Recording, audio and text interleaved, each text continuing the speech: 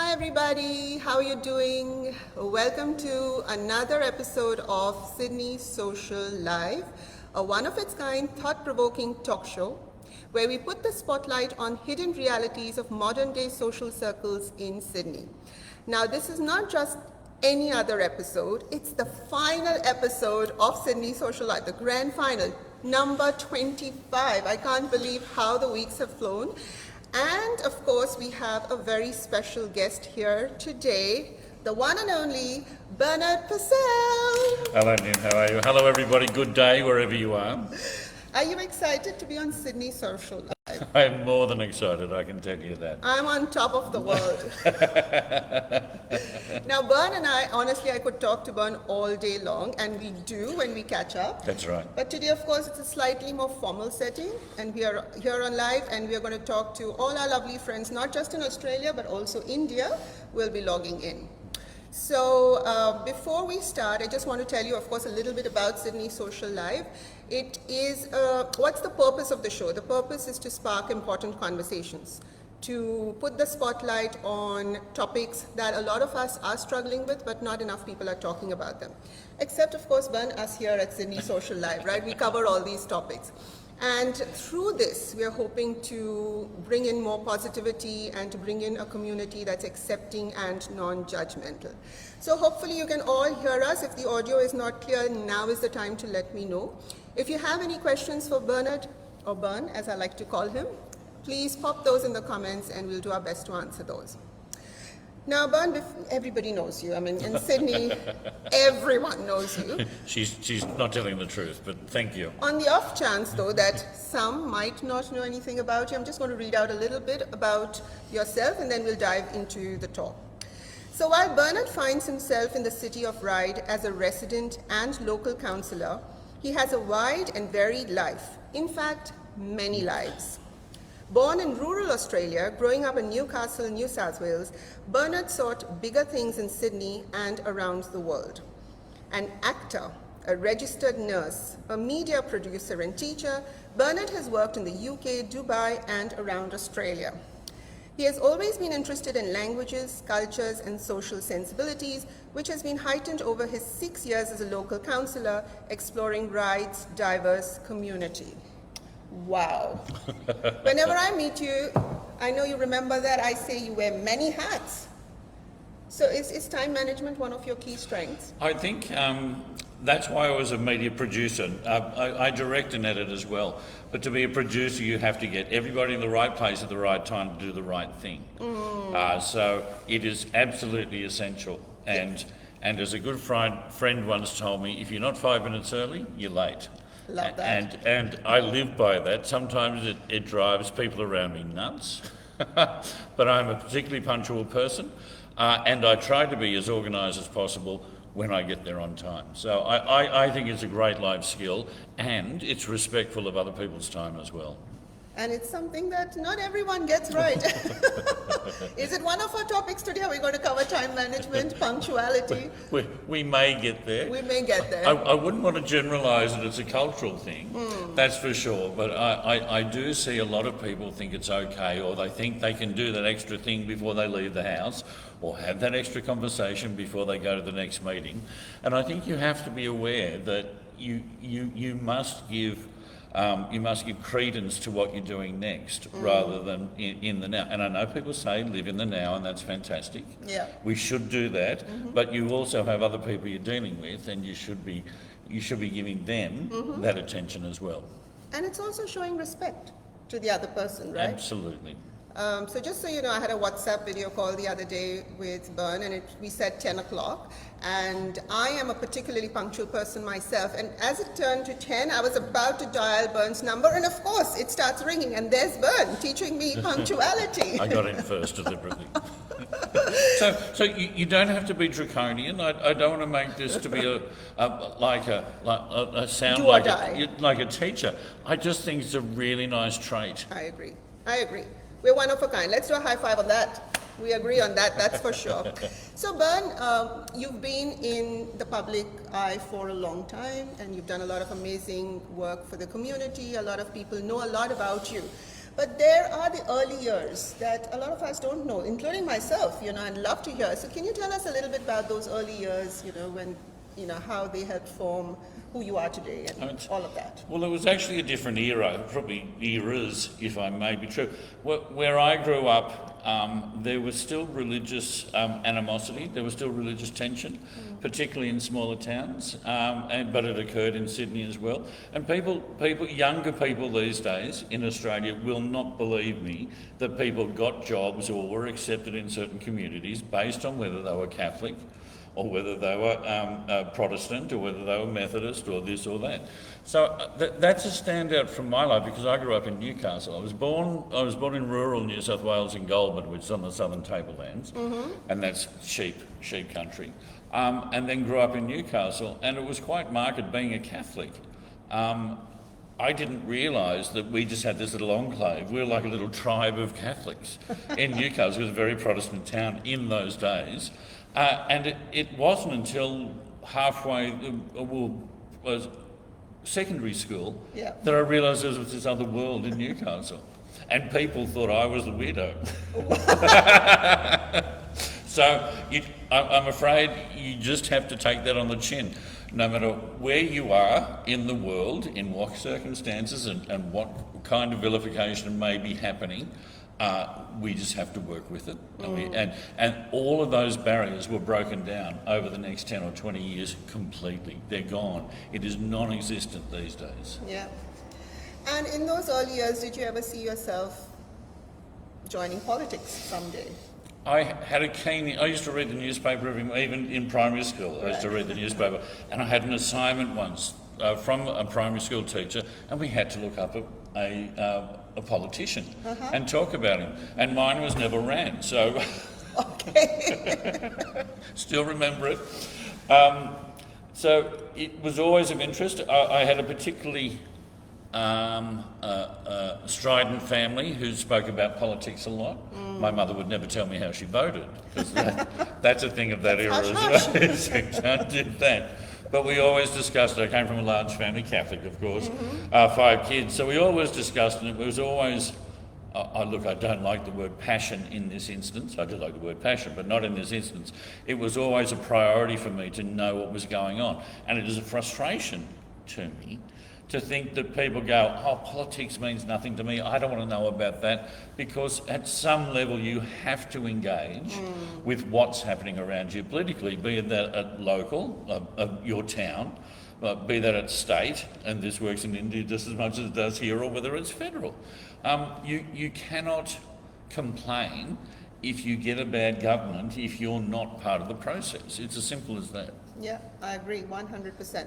And that's a perfect segue into my next question now that we've touched upon politics.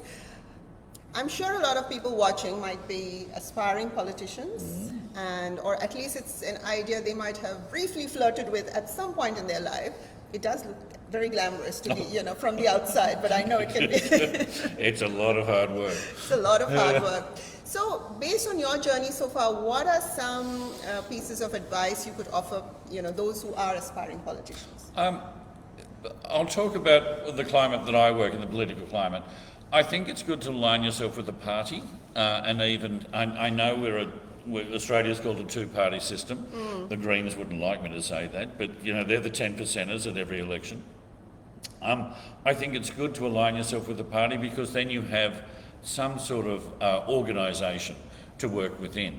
If you don't, there's plenty of people who are independents, but it takes a lot of people to run a campaign. Let's say it's a campaign. I'll get back to what we should do.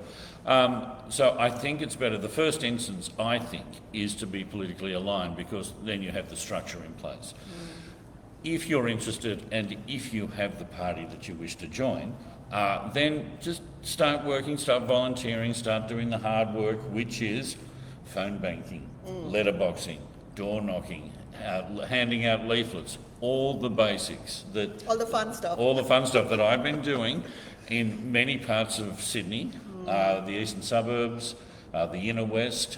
Here now, they're the 3 biggest branches that I spent time at, and it's just, you think you're not doing anything. You think it's just another letterbox drop that takes you 2 hours and takes you around, 16 blocks in your local area. But it actually all adds up.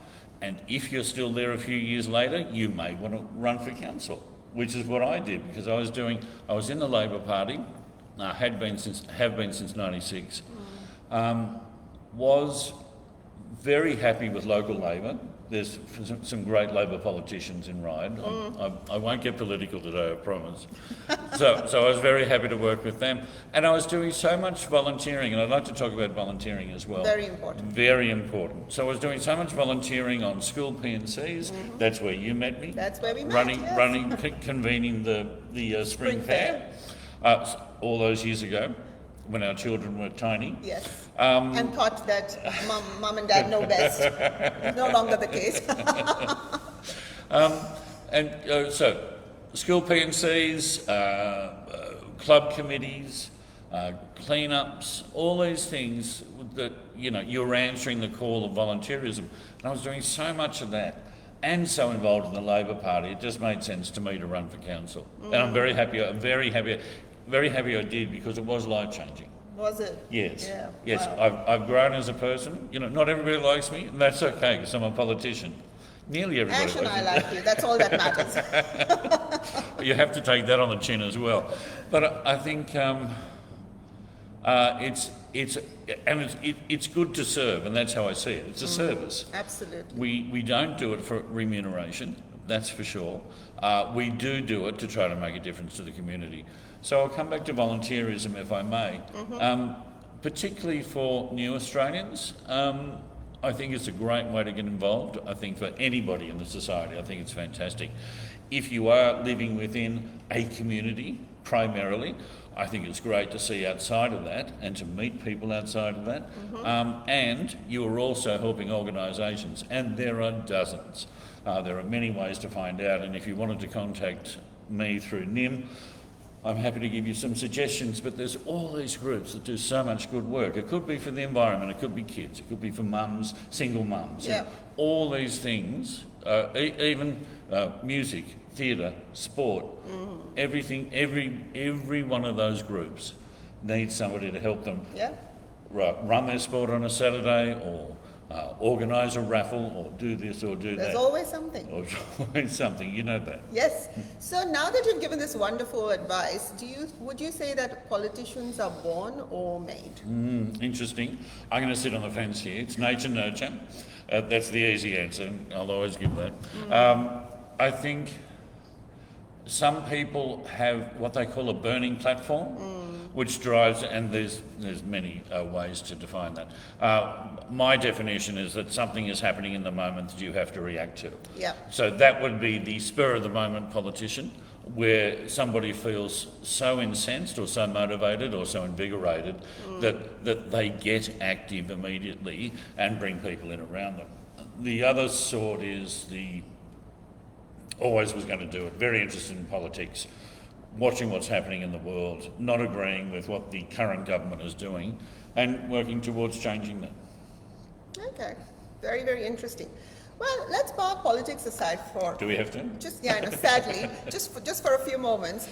Sydney Social Life, as you know, is about social life, what's happening socially in Sydney, primarily. So I'm just going to put the spotlight on some of those topics, and I know that we've got some really interesting topics lined up.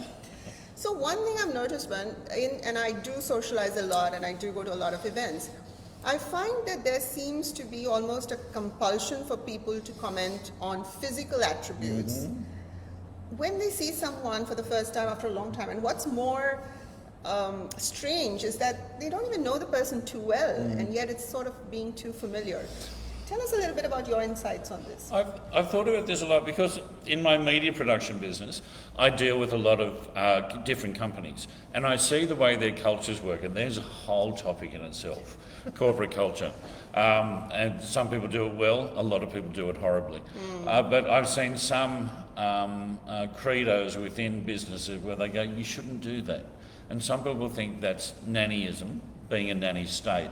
But I think there's actually a basis to it, because whether somebody says, oh, you've lost weight, or oh, you've gained weight, you don't want to hear either. You're just yourself in that moment, looking after yourself. And it's not just about weight either.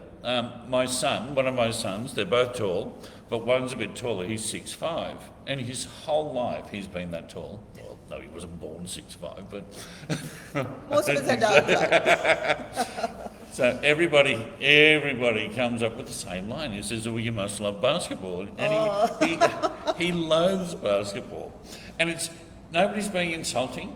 I just think it's a shorthand, it's a laziness socially, where you're not sure what to say, so you do these default things. Yes. You say default terms. Yeah. And it's, I wouldn't say disappointing, that makes it sound too harsh, but I would wish that people were a little bit more genuine and a little bit more realistic with what they were saying in the first instance. Yeah. And coming up with something new and original. Creative. We love creative, rather than just going, oh, I'm going to pick on that. Because, some people with certain names get certain reactions to those names. There's... I remember working with a client called Marsha, and if you remember the Brady Bunch, the cameraman went, oh, Marsha, Marsha, Marsha, and she rolled her eyes and was miffed for about 5 minutes. Now, I hadn't put my foot in it for once. But it really was a situation you just said, you didn't have to go there.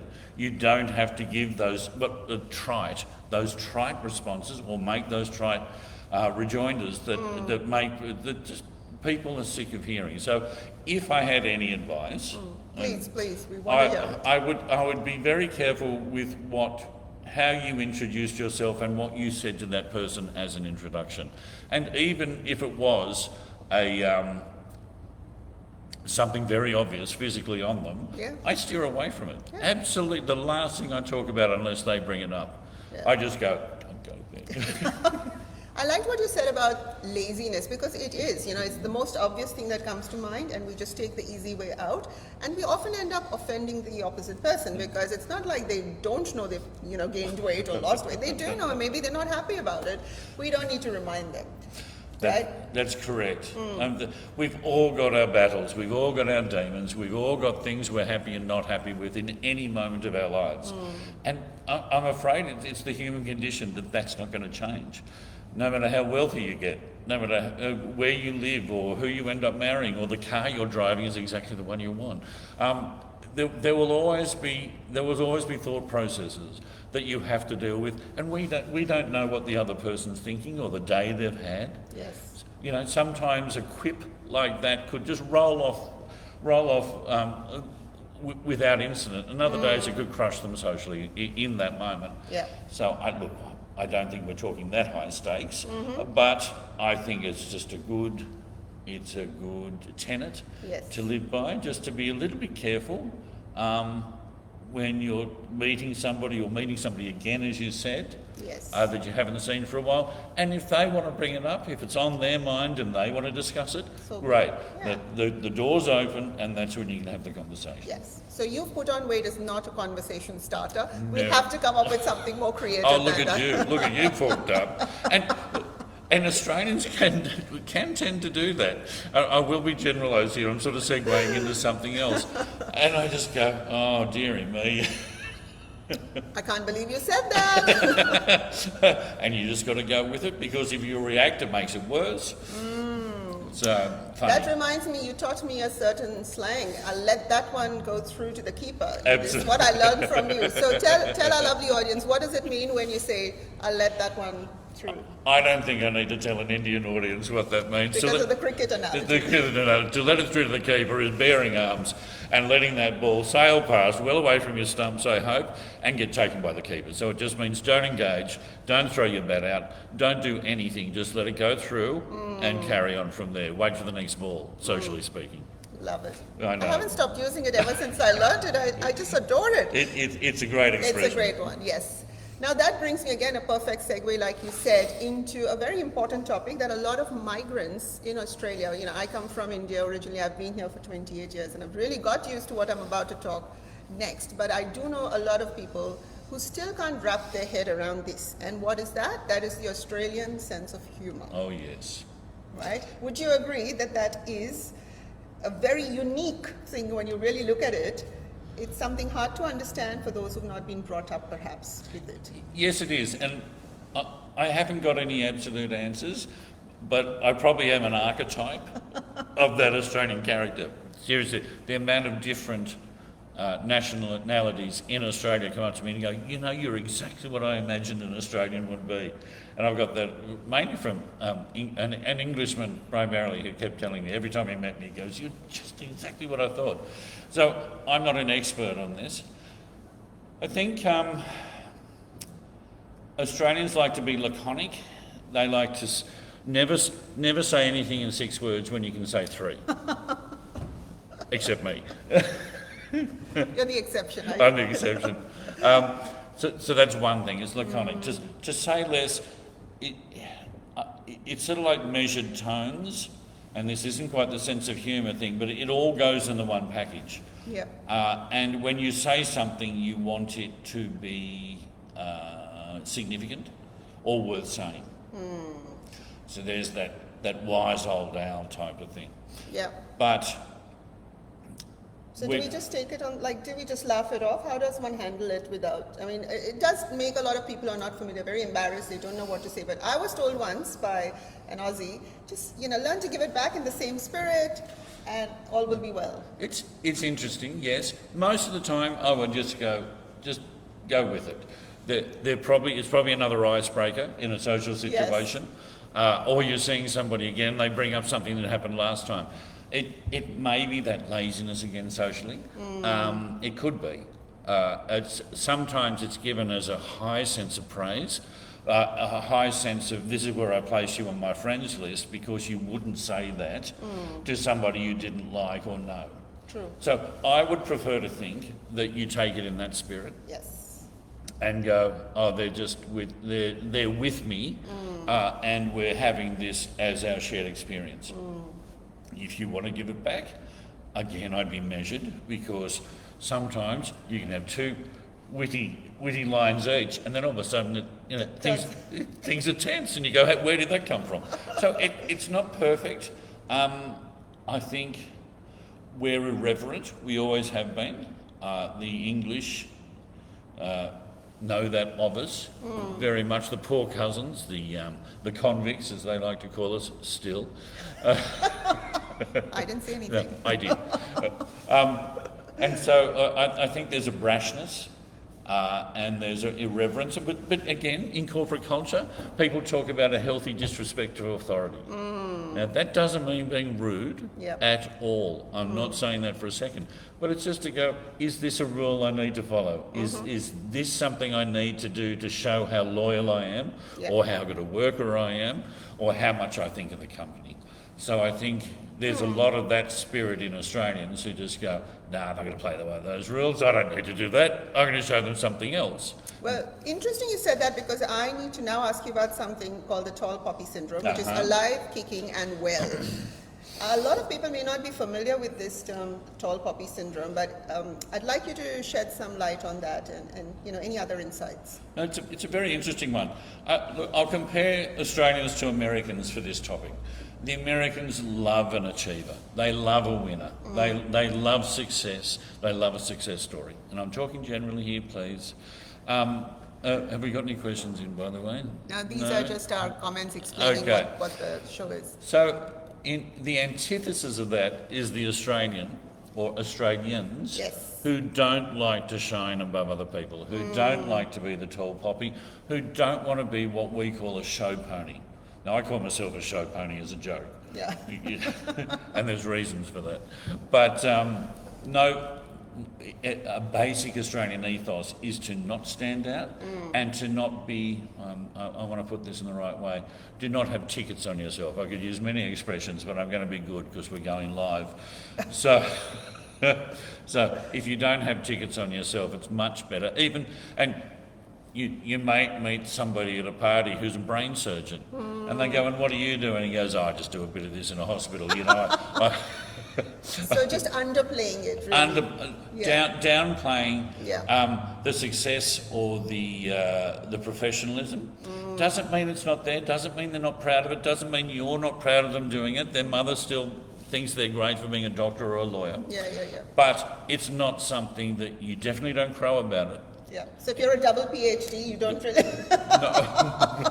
You don't start by introducing yourself saying, oh, by the way... No, definitely not. I mean, if it comes up in the conversation, it will be noted. It's not as though we're a nation of dullards, but we don't trumpet, another good word, we don't trumpet those successes. Yes. And we don't, exactly that, Nim, we don't start the conversation with, don't you think I'm great? Yeah, and quite self-deprecating here, right? You know, that's our humor here. That's right. And again, that's not to be seen, it's sort of like the duality with the banter, is the self-deprecation means I'm going to take, I'm going to rubbish myself to a certain extent, because A, I know it's not true, and B, I think it's funny.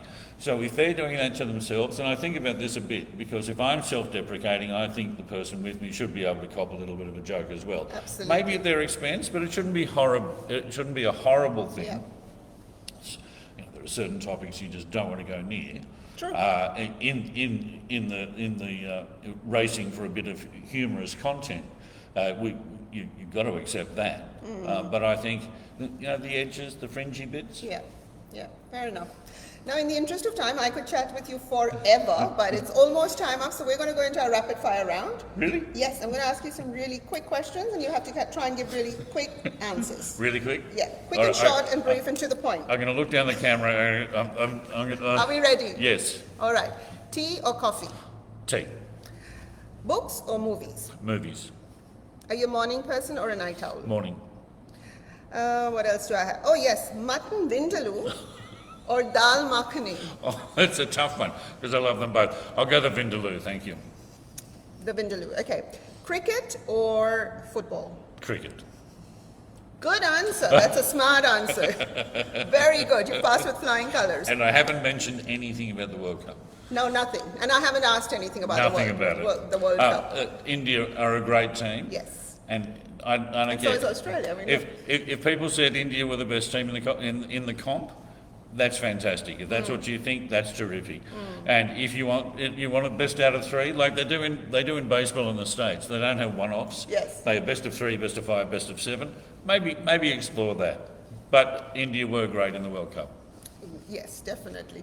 Now, I know that you love Indian food. I do. And we've gone out for dinners at Indian restaurants. Is there a go-to dish that you like particularly? As I said, what we discussed, the vindaloo, just because I find it, I find that heat so interesting. And I had a mutton curry. I've been to India, by the way. We should talk about that. Oh, yes. I've had a mutton curry, and I love mutton for some reason, and I love goat. I think goat is a great meat, particularly to curry. But the good old lentil. The good old lentil, the things Indians do with lentils blow my mind. You know, lentil really is such a staple diet. It's like, you know, I just think, oh, that's boring. That's a given. I want something more exciting. I know.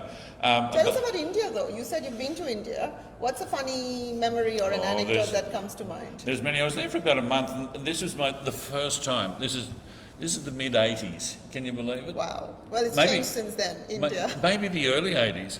It was the first time I'd flown out of Australia, and I flew into Dum Dum Airport, and it was Calcutta then, not Kolkata.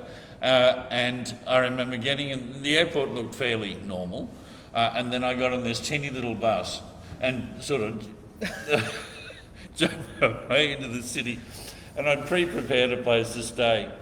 And in those days, a lot of Calcutta wasn't even paved. Wow. And it was very, very busy, which is, you know, what I expected.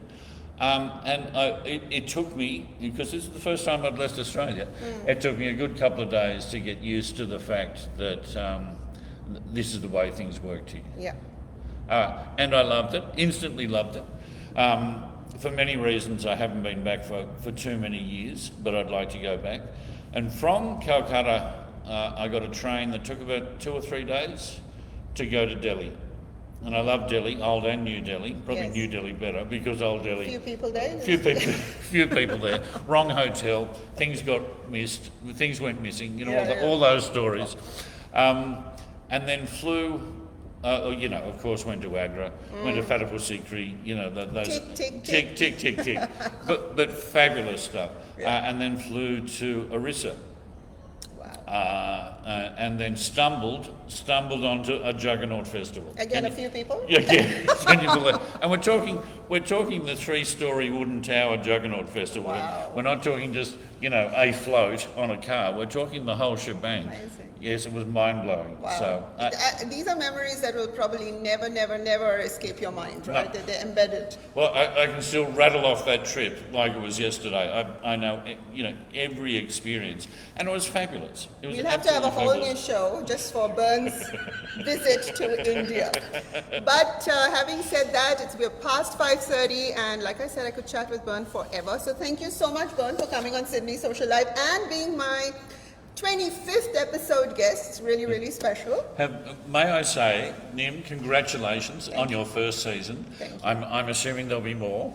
Hopefully. 25 episodes is a huge amount of work and a great result. Thank you. And it is fitting that you would have such success. And the guests make it so much easier, you know. I've had such a lovely time talking to all of you, so I appreciate it. And I appreciate you coming despite your very busy schedule as a counsellor. So thank you so much. It's my pleasure. Thank you, everybody. I hope I get asked back again because it's been fabulous. Oh, absolutely. Thank you so much, lovely people, for sharing a slice of your Sunday with us. And I will see you next time. Take care. Bye. Bye. See ya.